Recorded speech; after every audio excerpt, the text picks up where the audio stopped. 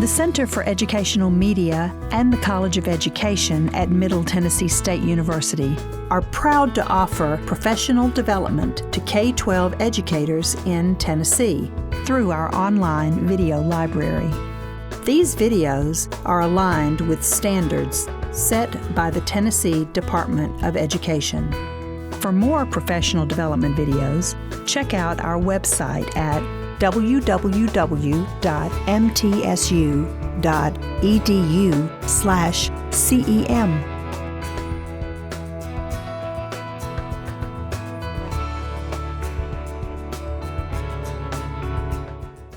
I will take us to the next session, which is a continuation of this idea of co-teaching. I would love to welcome Dr. Thurman Tucker to join us. Dr. Tucker can introduce himself, but I'm going to tell you we have a superstar here because we have a former teacher, we have an adjunct professor, we have an administrator newly appointed to lead a new school here in Middle Tennessee, and we have a book author. And so Dr. Thurman Tucker wears many hats and brings many skills and a wealth of information to us today. And I'll let him elaborate on that. Dr. Tucker, thank you for being with us. Thanks for being on the SPED Advisory Council. And I look forward to hearing what you have to say today about co-teaching in the secondary setting. So Dr. Tucker, welcome. Yes. Thank you. First of all, I'd like to thank God, and I'd like to thank MTSU. I'd like to thank Dr. Pence. I'd like to thank you, Dr. Clark, and all the presenters for allowing me this opportunity to present my experience and the things that I have learned throughout my journey of being a special education teacher. I have worked in every setting. I have worked in rural, suburban, inner city. I have been an inclusion teacher, a math teacher, an interventionist. I have worked in resource, life skills. I have deep experience working with students that have challenging academic situations and also challenging behaviors. But, with all that being said, and trying to take all that experience and compile it so you can present it to an audience to where as if they can utilize your experience so they don't have to make the same mistakes you made, I was able to, create a book and publish a book, like Dr. Clark stated, about powerful co-teaching and the special ed and the general education staff working together. And so the title of my presentation is Powerful Co-Teaching, Special Education, and General Education. So when I think about special education and general education together, I think about one word: education. And throughout my journey, throughout my conferences, throughout my meetings with parents, teachers, administrators, students, there's always some burning questions in education. And from my research and my experience, one of the first one is, how do we foster an academic achievement environment for special education students when they have so many, disabilities that hinder them from reaching the content on grade level?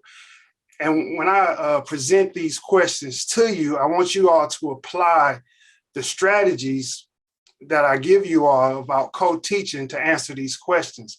And then another burning question is, how do we manage behavior challenging students in the gen ed setting? Because that is becoming a focal point of the classroom. We have gen ed teachers and also special education teachers trying to work together collaboratively to ensure that we are not taking away from the learning of others.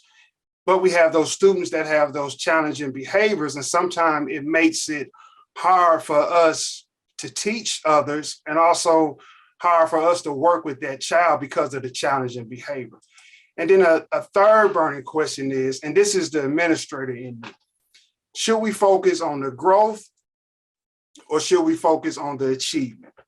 So when I think about growth, I think about growing kids from one level to the next level. when I think about achievement, I think about the percentage of students that I have that are performing on grade level when they take the state tests, the 10 ready, the TCAP, etc.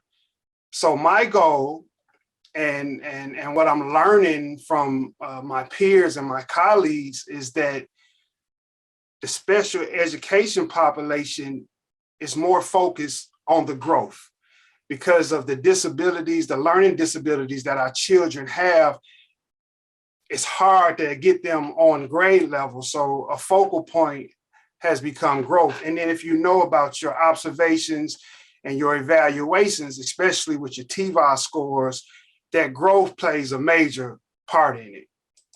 And so I want you all to just think about your experience and just think about the people you have come in contact with. What is co-teaching? And when I look at the word co-teaching, I break it down in two parts, co and then teaching. Co comes first. So in order for you to be a teacher that is going to work with another teacher, and you all are trying to communicate a grade level standard to our audience, which is your students, you all have got to be on, the same page. And the definition I have here, this is not my definition, but what I did do, I did a lot of research and I compiled it all together to try to come up with a summary of what it is. It involves 2 or more educators sharing instructional responsibility for a group of students, and it's primarily in a single classroom, but not all the time, because sometimes you can do a pull out or you can do a push in. It just depends on, I guess, the needs of that individual child. So keys to successful co-teaching. First of all, general education teachers, please listen to me. You have to attend the IEP meetings. I get it. Everyone is busy. Everyone have mandates on top of mandates. But in order for you to service that child,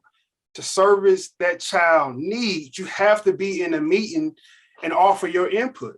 Now, in a perfect world, I would like to see all gen ed teachers attend the IEP meeting, but that's almost impossible because of the planning, the PLCs that you all have, the grade level meetings, the parent meetings.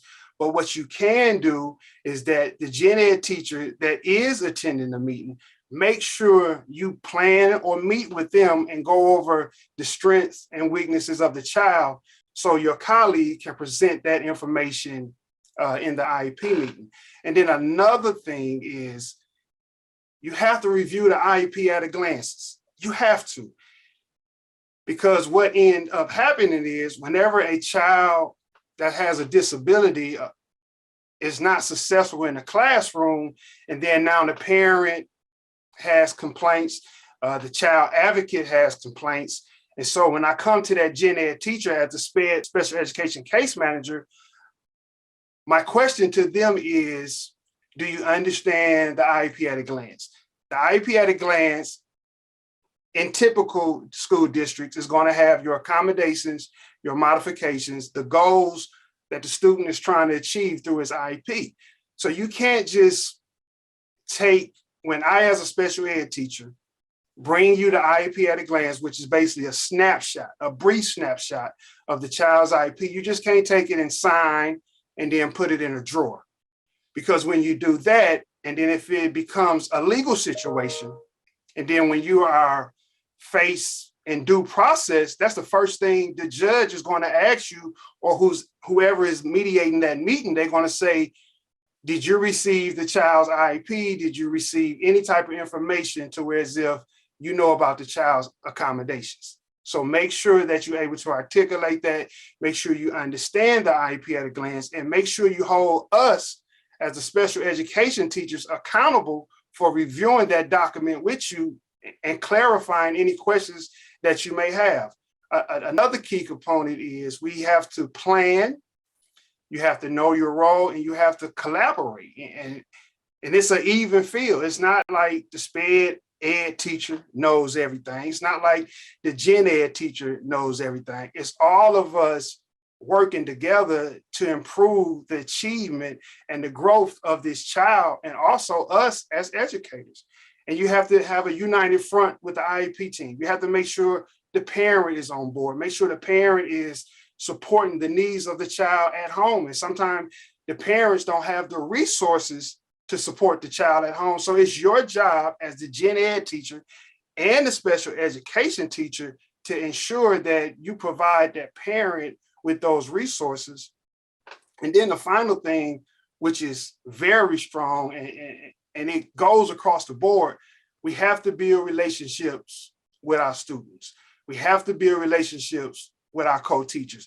We have to become a family. We have to become a parent. We have to become a nurturer. We have to become an administrator. And most importantly, we have to be the teacher that's delivering that content to where as if that child can understand it. And also when that child does not understand it, and when you don't build that relationship with that child, then that child is afraid to ask you for assistance. But when you build that relationship and it comes to that point to where as if I'm struggling, I don't understand the concept on how to do this or that, then I won't have a problem with coming to the teacher to ask that teacher for help. So it's just very important that you build those relationships with your kids, with your colleagues, with your administrators, and with your district as well, so you can utilize those resources. So now I'm going to talk about methods to co-teaching.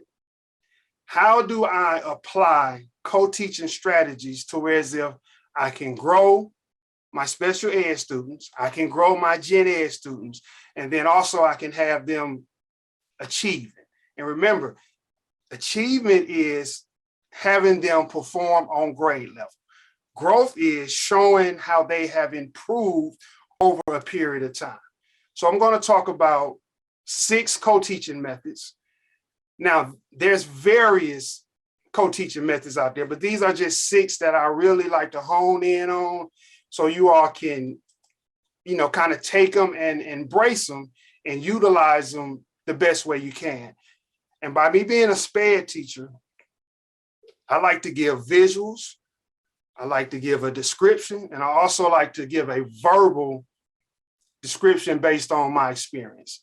So the first one I'm going to talk about is one teach, one observe. The second one teach, one assist, parallel teaching, station teaching, which to me, especially working in the older school setting, like the upper grades, like 6th through 12th, it becomes more of a blended learning. And I'm gonna go in more in detail what blended learning is, but you all are probably doing blended learning, and some of you all probably know the term. It's like a little buzzword that's probably been around for, several years, but now it's really starting to come to the forefront because we have so many students that learn at different levels. They learn different ways. So for example, you may have some kids that are on grade level, but you as the educator, the teacher in that room, when you're delivering your content, they may not pick up on the skill the way you are delivering that content. So you got to have that blended classroom to ensure that you're offering that differentiated instruction. And then you have alternative teaching and you have team teaching. Okay, so the first one is one teach, one observe. So when I think about this, I want you all to see the visual. I'm going to give you some experience on what I have with one teach, one observe, and when I use it or when I utilize it. You can get with your co-teacher, whether they are an educational assistant or they are a certified teacher, and pre-plan before you have that lesson. Now, this is very important. You have to pre-plan when you're doing one teach, one observe, because you need to know who's going to do the teaching, who's going to do the observing, what are we going to teach, and what are we going to observe. So for example, in this picture, the male is the teacher of record, the gen ed teacher, and then the lady that's in the back, she's the support staff, the special education teacher. Now, the special education teacher or the support staff that is in that classroom, they can take notes several ways. They can observe several ways. They can take mental notes, or they can have their pad and they can take written notes. So things that the observer could look for. When the teacher of record or the teacher that's delivering the content is going over their lesson, you have to watch for triggers in kids. What is that teacher saying, or what is that teacher doing that's engaging the students? So if I'm the observer, I can say, okay, well, Dr. Tucker, when you said this, and when you start talking about this skill, the kids were really engaged. So I can document that down on my notepad. And then when we have our post meeting and we talk, and I could be like, okay, when you did this, the kids were really engaged. But when you went and started talking about the standard in detail, you lost them. And that's when they got off task. So that way you can better plan, and then you can become, I guess, a better team. So that's when I like to utilize one teach, one observe, is when I'm trying to collect data. And then another thing is, if you think about my 3 burning questions, how do we foster an academic environment when we have so many students, special ed and gen ed, that's below grade level? Also, how do we create that positive environment when we have so many behavior problems? So now then you go into the FBAs, the functional behavior assessments. And this is when that observer or that extra teacher is really important, because now they can take that data so you can find the function of that behavior that that child is exhibiting.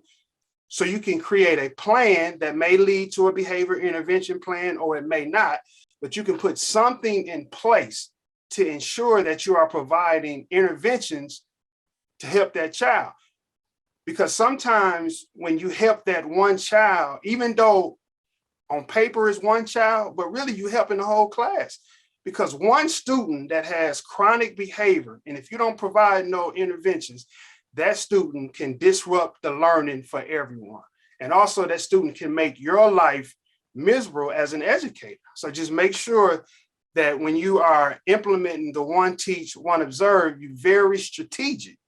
And so the description, the definition is 2 teachers pre-plan on what type of observational data to collect during instruction. And then after the instruction, you get together with that teacher and then you analyze so you can, I guess, come up with some data-driven decisions. And again, I'm a special ed teacher, so I like to provide a visual. I like to give you a verbal description from my experience. And I also like to give you a written description so you can see it fully. And so when we go to the next one,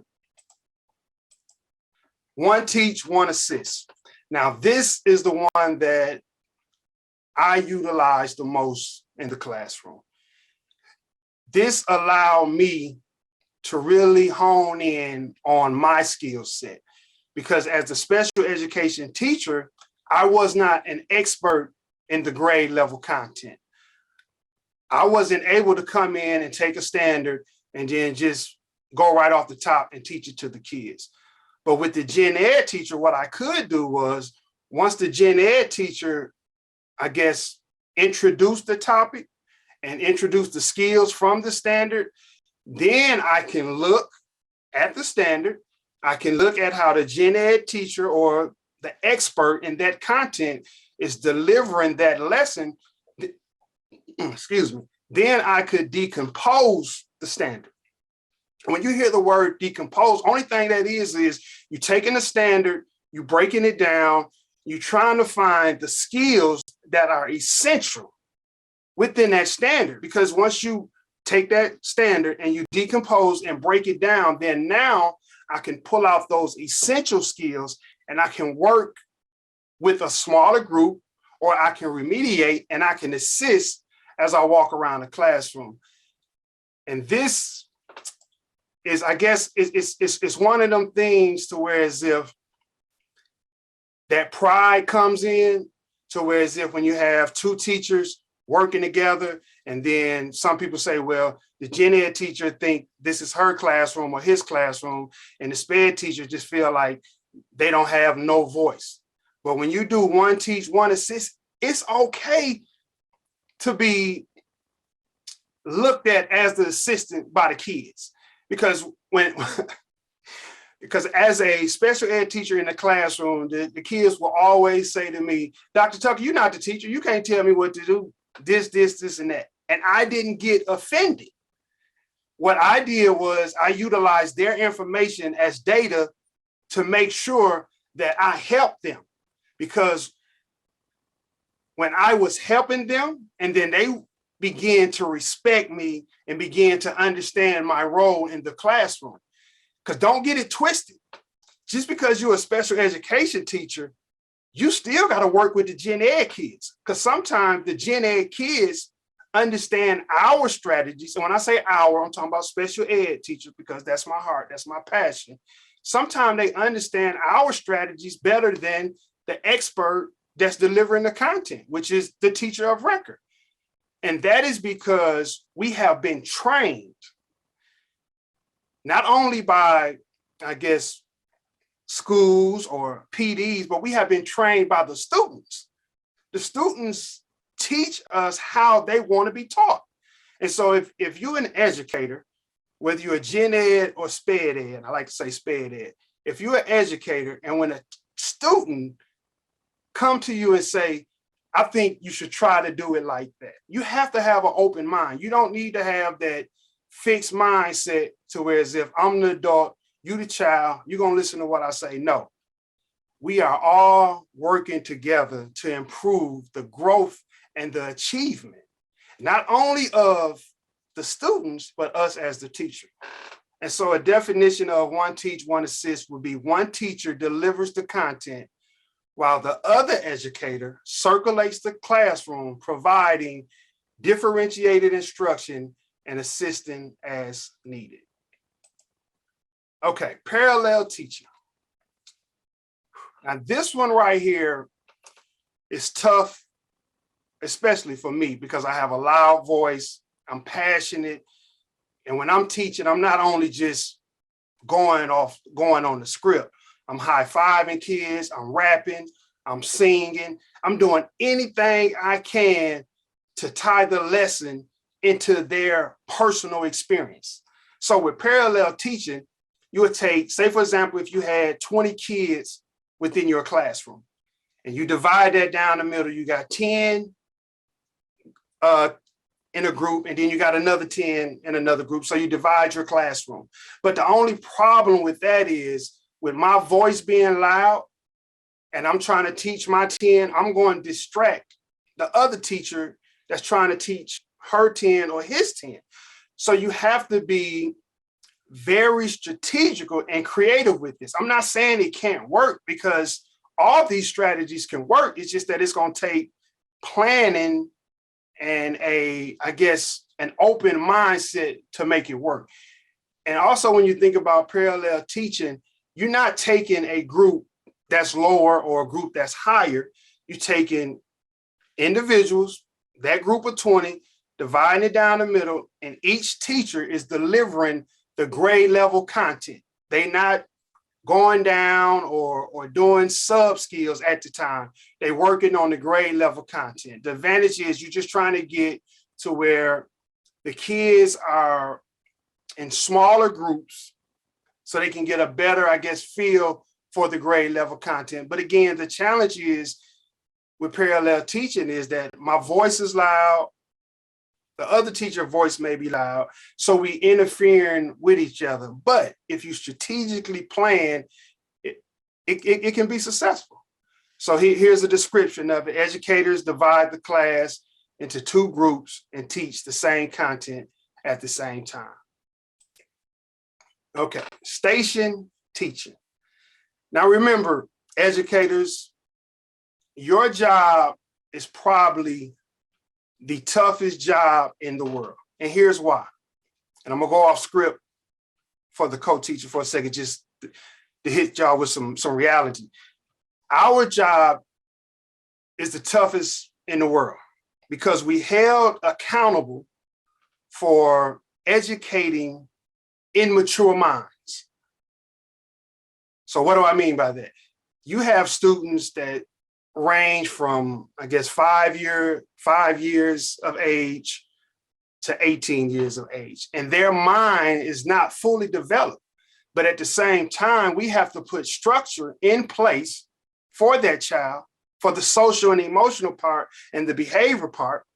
Then we have to put structure in place for us as the educator to where we have to be organized. Then we have to take something that's coming from the state. And then we have to organize that and make it fit into this bubble of an immature child. But that's the beauty of it. So whenever you are a competent teacher and you can deliver your pedagogy or you can deliver that lesson to the highest level, and you can manage that classroom for those immature minds, then that's when you become an expert in your field. And I'm gonna share this with you. I don't care how well you know your grade level content. I don't care. If you can't manage the behavior of the students within your classroom, we will, and I'm talking to myself as well, we will never be able to get to the point to where as if we can deliver the content that we have that expertise in. And that goes back to when I talked about the keys of co-teaching. You got to build those relationships because you're dealing with immature minds. And when you talk about station teaching, you talk about blended learning. Now, what you are doing, you are differentiating the instruction. You are making or trying to make the instruction engaging for all. So you break it down in stations. So in my diagram, one of my students provided this for me. You have 3 areas. You have the student table to where the students can be doing independent practice, or you can have a teacher over there remediating skills or whatever. And then you have your computer lab with the yellow. Remember, I'm a special ed teacher, so I use color coding. I try to make everything flow efficiently and smoothly so you can understand with clarity. And then you have the guidance corner. And the guidance corner can be used for several things. I like to use it for, like, for example, if they're doing the student table, then they're doing the computer lab. So when they come to the guidance corner, I like to talk about the social, emotional part of it. Okay, little Johnny, can you please explain to me when you are trying to do that fraction, why do you get frustrated? You know how to do the work, but once you see a fraction, why do you get frustrated? You can use that guidance corner for that. And remember, we are learning from our kids. We are learning from the students. So we have to make sure that we are intentional with our questioning to the students. And I'm gonna give you a little description of it. I get a little passionate, and sometimes I can, get off task, when I'm discussing, special education and trying to work with this population, because there's so many strategies, but there's not enough rewarding results because we have so many things in place to help our special education population, but our test results remain the same. We 3 or 4 grade levels behind. Like, as a special ed teacher and an interventionist, I kid you not, I have 7th grade students in my intervention class that are probably on a 2nd grade level, according to whatever type of assessment or baseline assessment I give them. So how? I want y'all to really think about this as educators, as people in the college world. How can I expect a child that's on a 2nd grade level to even understand how to do the work at a 7th grade level? So now you understand where the social and emotional piece come in. So when you think about the station teaching, you think about the blended learning, this is a great strategy, or a great co-teaching strategy, or a great instructional strategy when you have those kids that are so below grade level that it begins to impact their social and emotional part of their behavior. And so now you're trying to break that classroom up so it not only reach your high learners, but it also reaches your struggling learners. each educator teach content to one group of students for a designated time frame, and then groups rotate to their next station. So blended learning and station teaching is basically the same thing. In your 3-station scenario, I call it 45-15. So if you have a block that's 50 minutes, you say 5 minutes for attendance, supplies, transition within the classroom, and then you take the remaining 45 minutes and you break them down in 3 sections where they 15 minutes each, and the kids get a chance to rotate to each station. That station teaching and that blended learning is something that I believe if we as educators research it and master that process and that step, it could do a well of justice for all our students that are below grade level and on grade level, but at times they just need different, opportunities to show their achievement level or their knowledge. Okay, so that brings me to alternative teaching. Okay, so alternative teaching is similar to parallel teaching. But remember, with parallel teaching, you take that group of 20, you split them in half, you got 10 here and you got 10 there, and you all are still working on the grade level content. Both teachers are working on the grade level content. But with alternative teaching, so if you got 20 students, you may take 12 kids that may need remediation, and then you may take another 8 that may need enrichment. So now you are breaking them down based on levels. So it's okay now, excuse me, it's okay now to, if you have to take a group and you have to remediate and focus in on them sub skills, or try to create, I hate to say intervention because you're still at the tier 1 setting, but it is a type of intervention within the tier 1 setting. And the only thing the tier 1 setting is just the general education classroom that all students are a part of, unless they have some type of disability where they are in like life skills or self-contained class. But if they are not in those classes and their cognitive is not so low, every student in your building should receive tier 1. And then when they get to tier 2, that's just more strategic interventions to help with the deficit of the learning. But back to alternative teaching, when you take that group and you break them down, you just got to make sure that if you're the teacher that is working with the high group, then you got to be able to have some things of enrichment to where as if you are challenging that child. You just can't break the group down, take the high group just for, I guess, confidence reasons to say you got the high group. No, because remember, at the end of the day, back to that third burning question. Are we focusing on growth, or are we focusing on achievement, or are we focusing on both? So remember, so when our high kids, when we giving them during this alternative teaching, when we giving them that enrichment, we got to make sure that we got to show growth for them as well. And I know I'm an administrator, so I have my mind, I'm trying to balance being a SPED teacher, being an administrator, but I have to go back to the data, the state testing.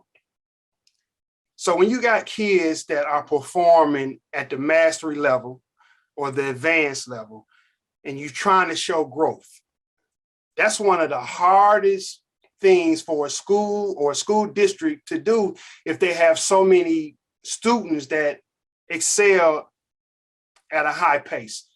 Now, flip it around. If you have a group of students that need remediation, meaning that they may be 2 grade levels below, then it's easier to show growth with them.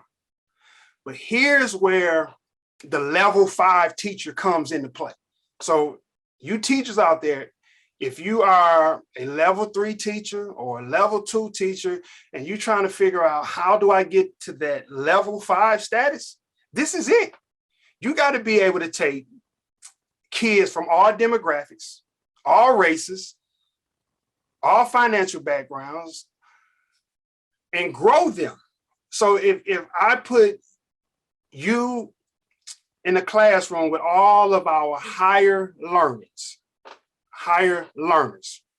you still got to be able to show growth with those students, because if not, if they come in, I'm just going to use a score of 75 and they leave out on a 75, then you haven't showed any growth with that student.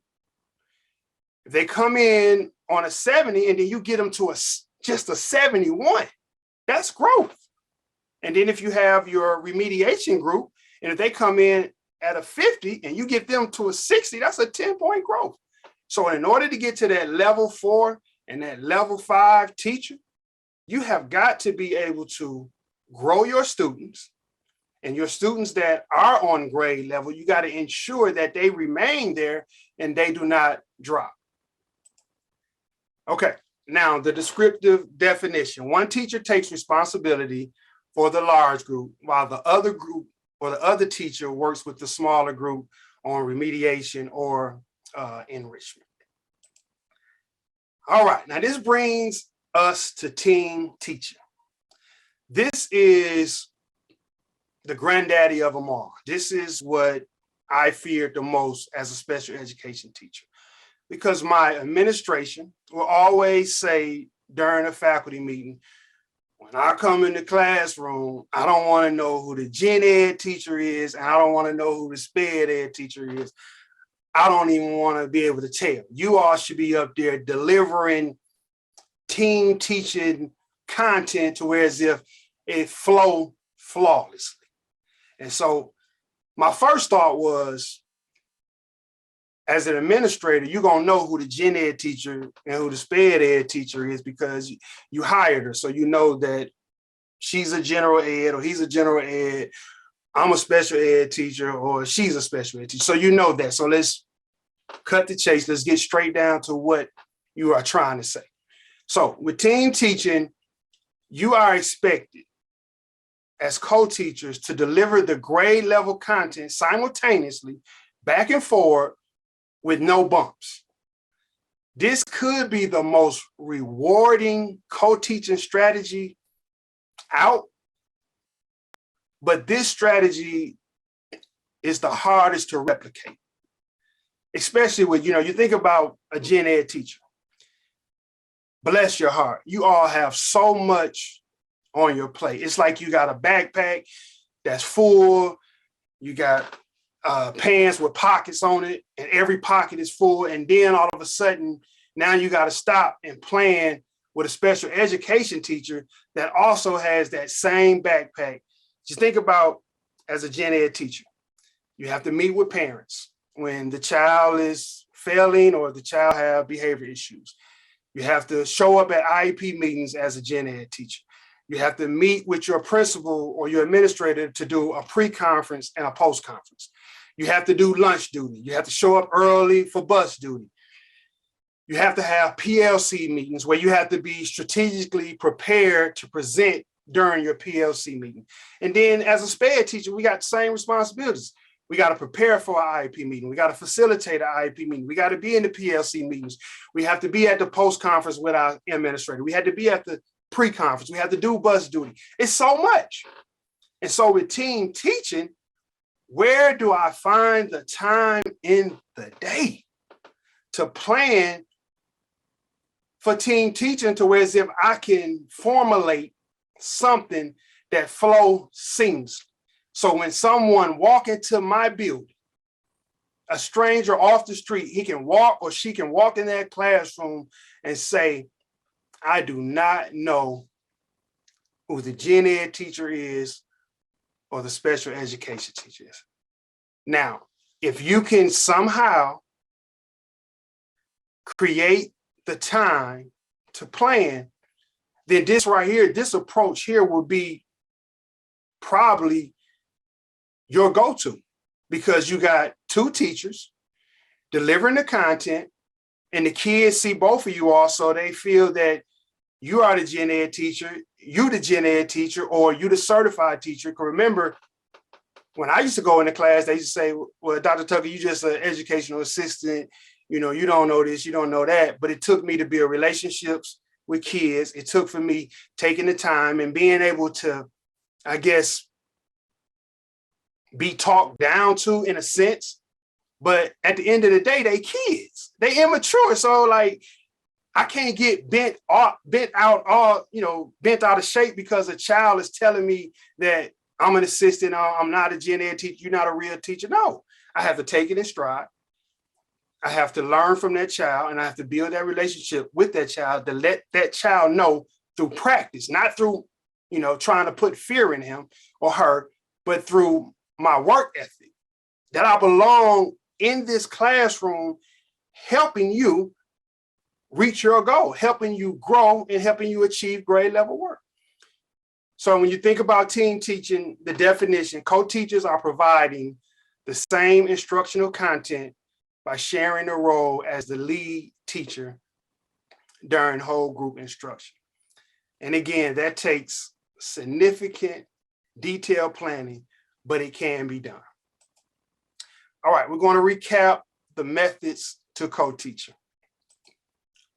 All right, one teach, one observe. Just remember, you have that one teacher that is delivering the content.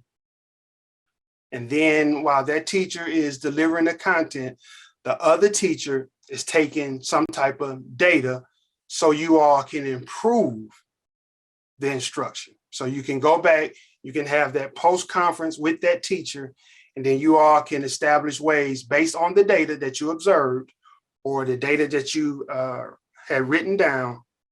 Y'all can create ways to use that lesson to where as if, again, I tie it back to growth and achievement. Everything that you are doing within your classroom has to tie back in to the growth and achievement.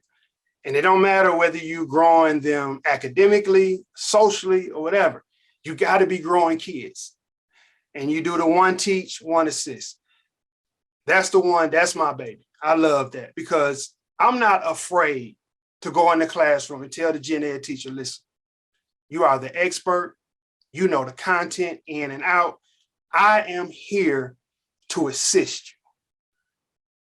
At the same time, I'm going to take care of my SPED babies. I'm going to take care of my gen ed babies, but I am here to assist you. You are the leader of this classroom. Your test scores, your TVOS score, your growth score on your end of the year report is going to reflect these kids' growth and achievement on the state test. I am here to assist you, but on a professional level. And so when you explain that to a gen ed teacher, remember I talked about building relationships, that's part of it. When you explain that to them and you let them know your expectations, that gen ed teacher let you know their expectations, and then you all are collaborating to ensure that the students are growing and they are achieving. And then parallel teaching.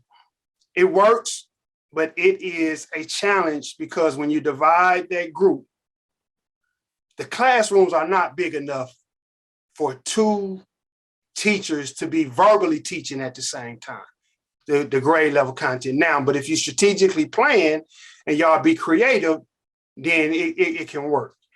And then when you talk about the fourth one, station teaching, which is, to me, I like to call it blended learning, because what I am trying to do, I'm trying to reach learners at all levels and at the same time provide that engagement. Because if we think about our students today, they are always on some type of technology device. And normally it's their cell phone.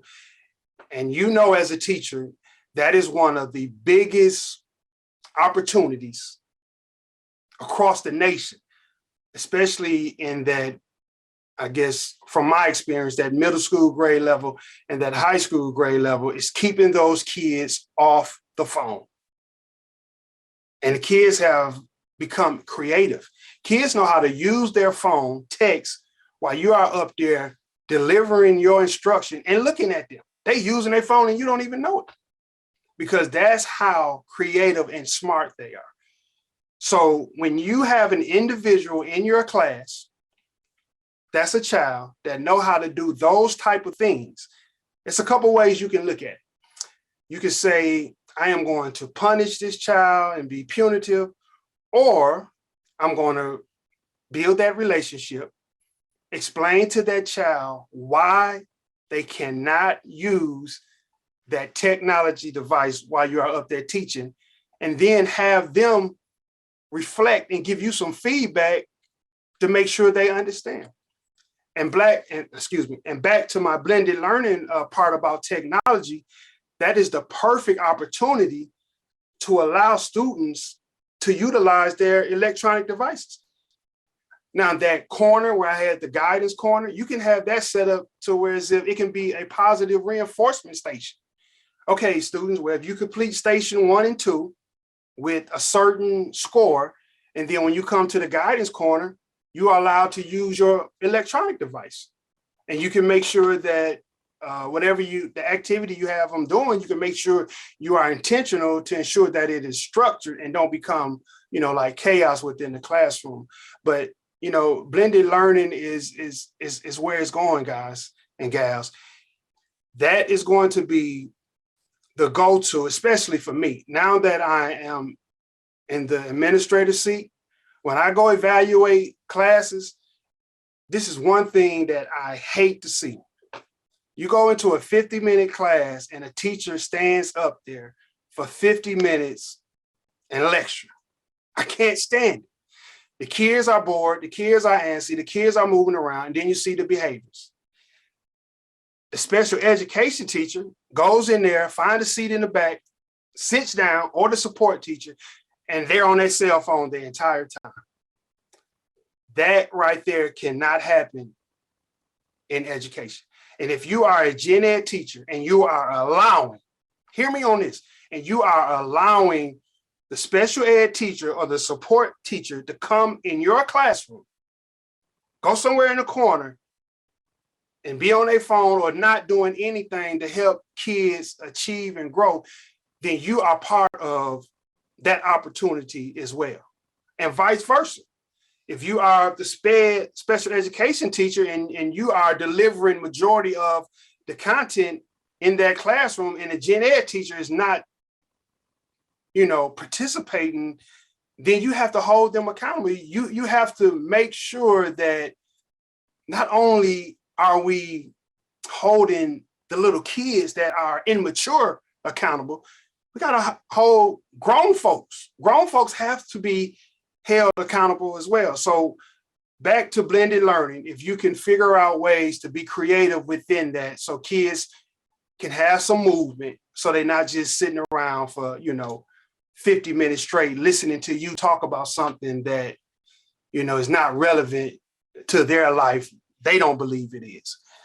Alternative teaching, and basically that's where you take in that group of 20, you may take 12 kids and give remediation. You may take another 8 and give enrichment. You have those different levels of learners, and you're trying to, again, reach each student individually. And then you have team teaching, which I believe is the most rewarding one, but it is the hardest to replicate.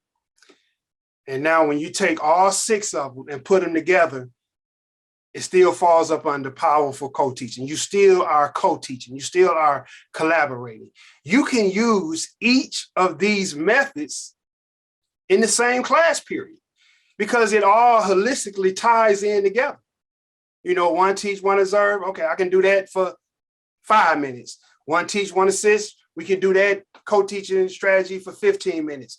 Parallel teaching, we can do that for 10 minutes. It depends on how long your class is. Do you have a 50-minute period? Do you have a 90-minute period? Everything ties in together. All right. Thank you all. And I appreciate it. I hope I was able to share some very important knowledge and some skills and things that can help you propel the learning of your students and also yourself and your coworkers. But just always remember, if you are a level 2, level 3 teacher and you are trying to get to that level 4 and that level 5 status, you have got to know how to grow your students. It can be socially, emotionally, academically. And you also got to make sure they are achieving, a certain percentage of them are achieving on grade level. I can guarantee you this from an administrator's point of view. If you are growing students and your achievement rate for your on grade level kids is high, you will be a level 5 educator. Again, thank you all so much, and I just feel blessed to be here. Dr. Tucker, Hear you, Doctor. Okay. you have given us a class, so this is great. We have a, you know, you mentioned relationships, and you talked about the day-to-day demands of teaching. You can Yes. tell you've been there, done that, and we all relate to that. Achievement and growth, your Yes. discussion of that. And there was a comment that came here that said, I like that Dr. Tucker talks with the students and not at the students. Oh, I love that. I love that. Yeah, so that was an observation by one of the viewers. And I love how you say that students teach us how they need to be taught. I think that's Yes, an ma'am. important idea. We actually have, you talked a lot about behavior management. And so we had an early question come in that says, are many behavior problems, do they tend to be related to reading struggles? And, you know, if so, is there any particular way to address those behavior problems associated with reading struggles, or any other comments you have in general on that question? Yes, first of all, thanks for the question. That is a excellent question. And that's one of the questions that is at the top of, you know, every administrator's mind right now, every teacher, every parent, about the behavior, occurring because that child is trying to escape work. Now, do I believe that a lot of behavior occurs because a child can't do the grade level work? Absolutely. Absolutely, I can agree with that. And from my experience, I have seen that. But here's the flip side to that. You can't use that, and I'm not saying no one is, but I'm just talking, you know, in general. We can't use that as a crutch to when we talking with teachers to say, well, Dr. Tucker is acting up because he don't know how to read. If you would take the time to meet with him and figure out that he didn't know how to read, and then you have a little bit more sympathy for you. You have to take that as it sounds, and you have to figure out, what can I do? What can I do to help that child? And when I think about helping a child that has behavior problems because they don't understand the lesson and they're trying to escape the lesson, it goes back to, like Dr. Clark was saying, that one of you all probably mentioned, is the relationships. You know, we have to build relationships with our team, our stakeholders. And so many times in the educational setting, we get in our little corners, and our team is our teacher that's next door. Our team is our students that are well behaved. Our team is the administrator that gives me high scores. Our team is the community leader that donates the most money. But until we start looking at everything that we are the problem, ourselves, that way I take the blame away from the teacher. I take the blame away from the administrator, and I put it back on myself. Okay, so Dr. Tucker, what can you do to help this child that is exhibiting behaviors because they don't understand the lesson? The first thing I'm going to do is I'm going to build relationships. And how do I build a relationship with a child that disrespects me, is very defiant? It's simple. I'm going to give you all this strategy. And I can guarantee you with 100% accuracy that it will work. Now, if you try it and then it don't work the first time, then you give up, of course it's not going to work. But if you be persistent with it and do it for half of a school year, 4.5 months, 5 months, it's called a 30 by 10. You take your most challenging child in your classroom. I don't know what leads to the behavior. There's several reasons, but you take your most challenging students or child for 30 seconds a day, 10 days in a row. That's why it's called 30 by 10. 30 is the 30 seconds, 10 is the 10 days. For 30 seconds, you speak to that child about non-academic related stuff or topics. Little Johnny, how you doing today? Oh, I'm doing good. Okay, I like them shoes. Them shoes tight, man. You know, you're gonna have to get me a pair of them. Then you get a little smile out of him. He said, okay, well, you go to class, make sure you're not late. And you keep building that. Oh, little Johnny, man, I like that hoodie, man. That hoodie fresh, man. Where you get that hoodie from? Oh, I don't know. My dad got it for me. Okay. 2 days. And you just keep doing things like that. And then eventually you can start tampering into those academic learning deficits. So back to the question about that child having those behavioral problems because of reading, you may not be able to get that child on grade level, but what you will be able to do is get that child to be engaged in the lesson. And then once that child is engaged in the lesson, then that child has the opportunity to grow to hopefully one day reach the grade level content. And then you as the teacher, guess what's going to happen? You're going to go from that level 2 teacher to that level 4 and that level 5 because you met one of those, that burning question, that growth and achievement, you have met one of those areas. So I absolutely, Dr. Clark, I believe that students' ability, their academic ability level results to some of the behavior. Okay. We have another question. Should the co-teacher become the lead teacher in the absence of the gen ed teacher? Well, everything is going to depend on how you all have built that relationship with each other and with that classroom. So normally in my situation, and I'm just basing it on my experience, if the general education teacher is absent, excuse me, if the general education teacher is absent, and then yes, quite naturally, I'm going to take over that classroom and become, in a sense, the gen ed teacher. But I have sat down with that gen ed teacher and let her know my expectations, or him, and they have let me know their expectations. So I'm not going to be doing anything different. And that is where, I guess, the planning comes into play. That's the co-teaching that's not the co-teaching. That's the co-teaching that's outside of the classroom, to where as if you all have to sacrifice time. And I heard someone speak about it earlier. I believe it was Miss Crimson and Miss Perkins. They talked about finding time and being creative to do planning. So you may have to go out to dinner. You all may have to stay after hours. You all may have to be on the cell phone. You may have to catch each other in the hallway.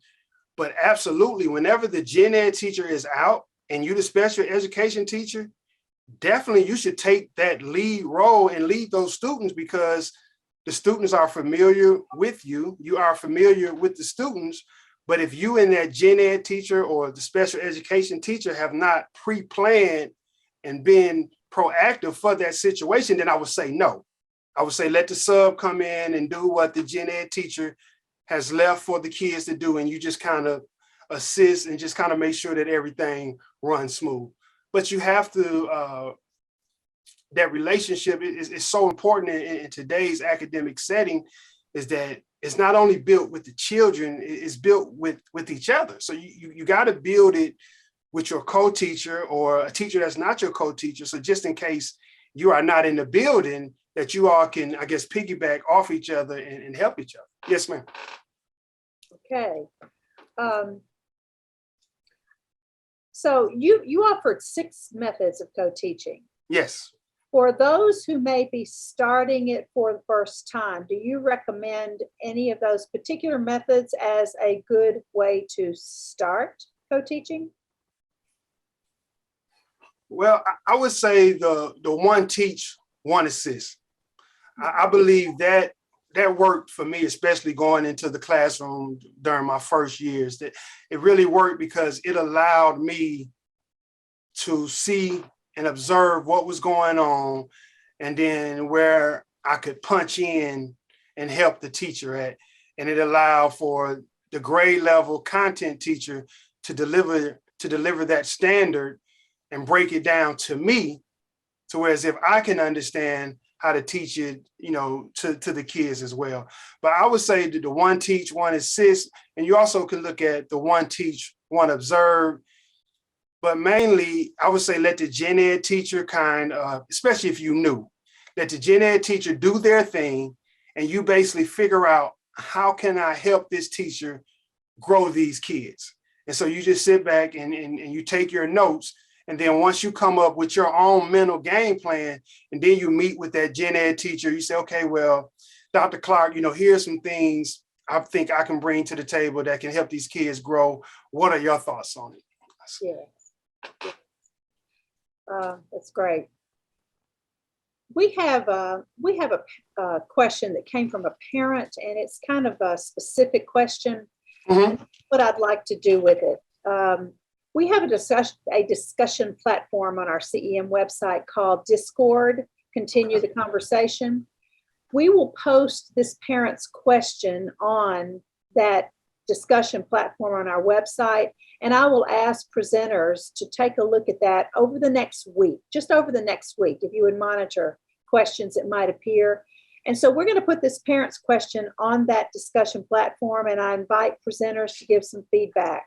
Dr. Tucker, again, I want to thank you profusely for your presence, your expertise, and for taking this time today. I wish you the best in your upcoming position, in your new leadership position in the next year, but also look forward to you continuing to be part of our SPED advisory board. Dr. Tucker, thank you for being with us today.